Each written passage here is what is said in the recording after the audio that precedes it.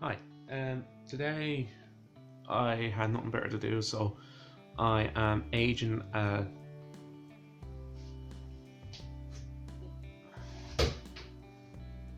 Thunderbird base. So, main reason I'm doing this is the actual neck on it was broken. The actual neck on it was broken, and I had to get it repaired. So, this is the neck, and you can see if I can get in the right light.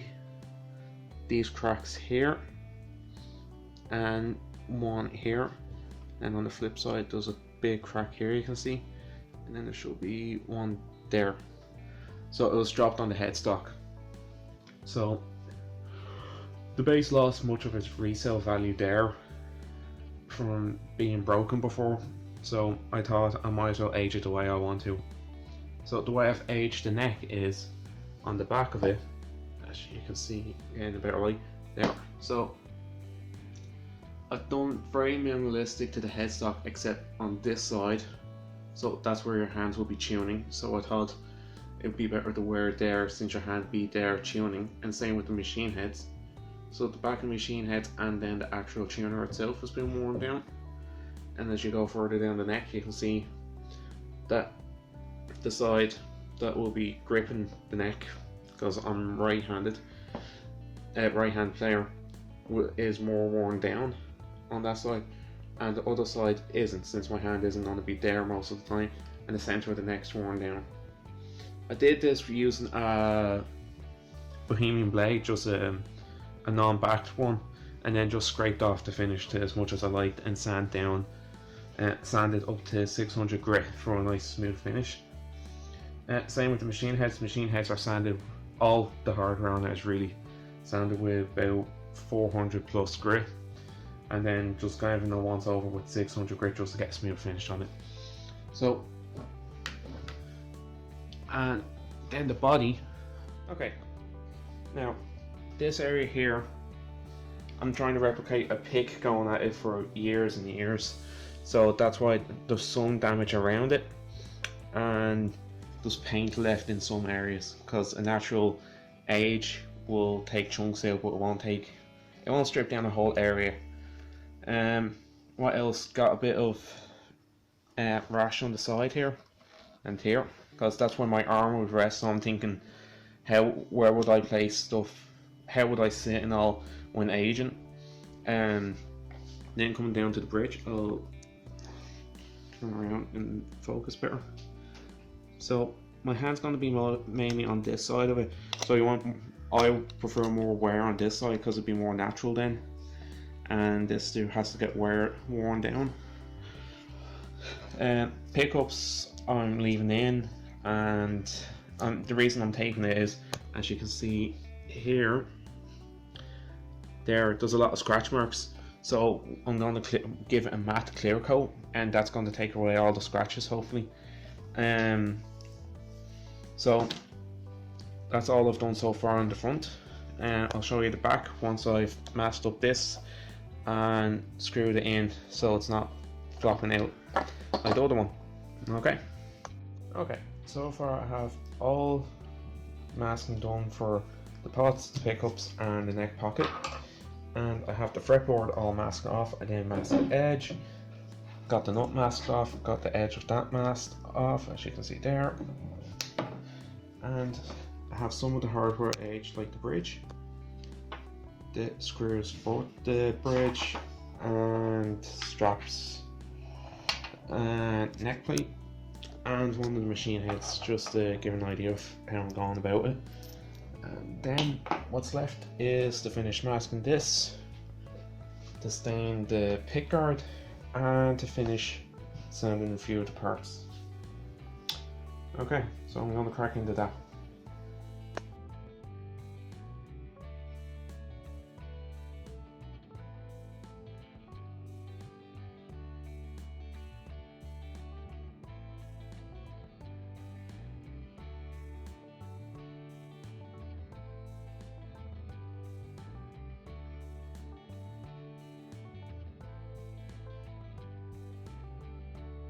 Okay, and it occurred to me that I didn't say this, but while sanding, there we go.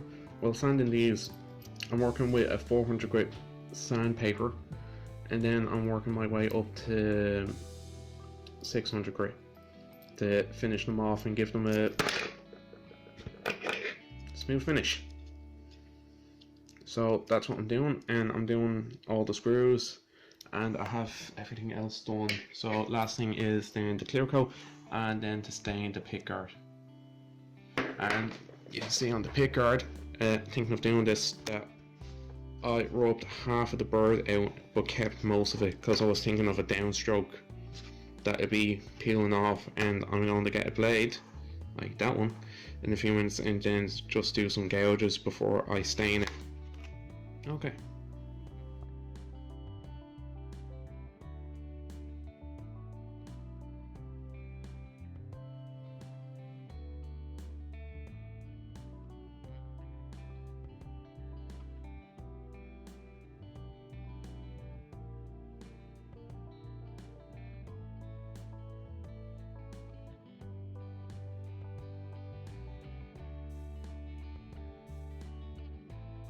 Okay, next thing you want to do after sanding all the metal bits to get the kind of wear you want would be to stain the plastic to fit in with the aging, so make it look cream and green depending on what parts of plastic you're staining. So for me, I'm staining the pickguard with coffee grounds. So for that, you get coffee grounds, boil up water, and then leave it soaking for as long as possible with heat. So the pores in the plastic will open up and take in the dirt, well, not dirt, but the coffee into the pores and stain it that way. So in the meantime, I've given the guitar a coat and gloss clear coat, and you can see the difference it's made to all the scratches, and it's given it a nice shine as well. I was going to give it matte, but I actually prefer the gloss look on this kind of wear and tear. Okay, I'll bring over the neck, and the neck is the same. I've only glossed this section, and the neck's completely matte for the moment, and the headstock's glossed, and the front of it's also glossed, which is quite nice.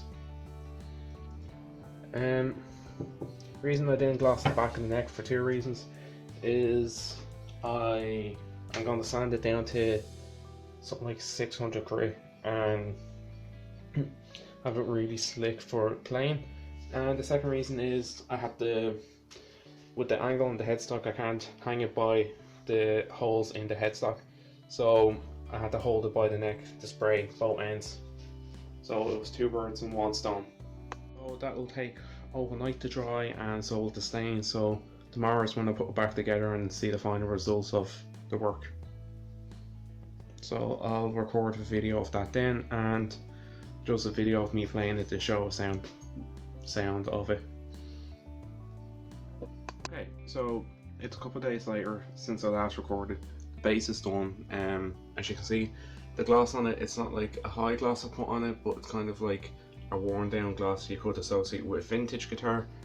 I did nothing to the knobs. I didn't want to be honest. I might change them for the speed dome knobs that I have on a different guitar, and I'll stick up a picture now of what they look like. Bridge looks like it's worn down, and the pickguard, to be honest, I would have done it differently. It's too orange. Well, not too orange, too brown. I mean, let's see if I can get a better shadow. Okay. Let's see if I put. Yeah, that's closer to what it looks like in real life, and it's just way. It looks like someone's been smoking smoke onto it, like cigarette smoke, over like a few years. It's just too dark for me. If I was to do it again, I like the scratches, so I'd leave the scratches, but I'd apply the shoe polish first, sand it down to get the darkness into these, and then dilute the shoe polish and put on then to give it a more of a worn cream kind of look to it. So yeah, last time you saw I was putting coffee grounds on it. Coffee grounds, it does work. I've seen it work, but it's just a very slow process. And the other thing is it also warped pickguard because the heat and the tray I had it in wasn't flat. So that's another thing you have to watch out for. The headstock just turned out normal. You can see a bit of wear and tear on the bottom half here, and the top half. I stained the edge. I'm in there. Stained the edge of the truss rod plate, and that's it really. And I'll flip it over now to show you the back. Okay, so here's the back of it. I didn't spray the back plate at all because it didn't make a difference really. It's still going to be matte and all. Here I hit the barrel wood, as you can see, but to stain it again I used shoe polish, which actually gave me a similar colour to the sanding sealer they used on this, so it worked out nice. It still has that kind of worn down look to it at the same time as showing the wood underneath the veneer cap. Is it a veneer? Yeah, it's a veneer. It's not thick enough to be a cap. Okay, so neck plate screws are worn down with the neck plate, and then the neck itself is worn down. One thing on the neck, the finish I put onto it, it's like a glass finish. It actually turned out quite nice. There's very high shine on it, as you can see. It's almost like a factory finish on the neck nearly. Only thing is, I don't like it. I find a satin neck or a smoother style neck plays better for me. So I'm going to be sanding down the finish to 600 grit again.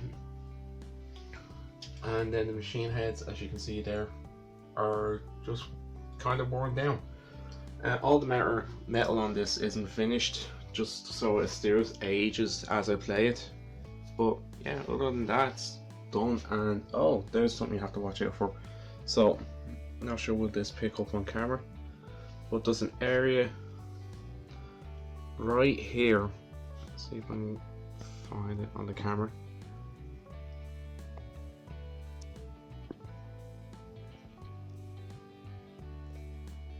Yeah, it's not showing up.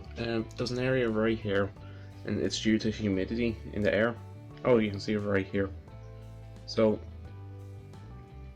it's not showing up on the camera, but in real life there's kind of a fogged area right here. But the reason for that is when I was clear coating it was too humid, so the gloss would dry out clear, foggy, almost as if you're spray painting it white. So that's it. Now I'll do pretty much a sound test of it. So I'm not going to record into an amp and then onto what I'm recording with, because I have a tube amp, and well, it's hybrid amp, but I don't want to wreck the tubes in it. So I'm going to record through a sound card into Reaper and overlay the Reaper audio with the video to show what it sounds like.